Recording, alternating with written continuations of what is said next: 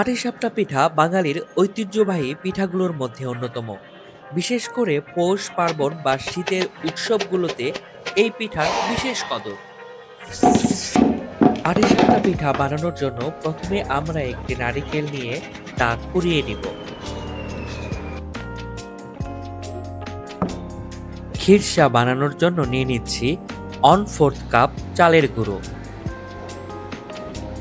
চালের গুঁড়োটা প্যানে কিছুক্ষণ ভেজে নিয়ে 2 কাপ লিকুইড দুধ দিয়ে দিচ্ছি, 1/2 কাপ পাউডার দুধ আর অল্প পরিমাণ লবণ, 10 থেকে 12টা কিশমিশ আর 1/2 কাপ খোড়ানো নারকেল আর পরিমাণ মতো গুড় দিয়ে ভালো করে নেড়ে চেড়ে নিব।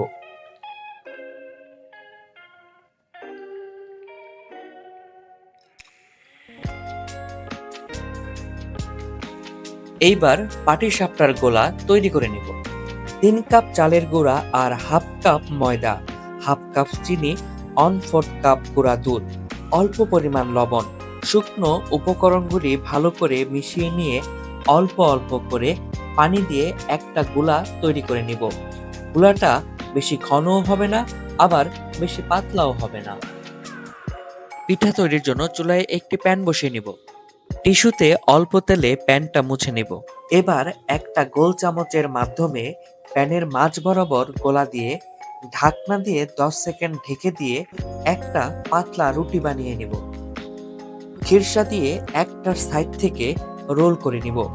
এই তো হয়ে গেল মজাদার পাটিসাপটা পিঠা।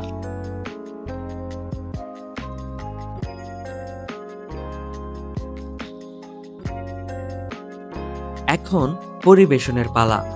আমাদের ভিডিও যদি আপনাদের ভালো লেগে থাকে তাহলে লাইক, কমেন্ট এবং শেয়ার করতে ভুলে যাবেন না। আজ এখানেই বিদায় নিচ্ছি।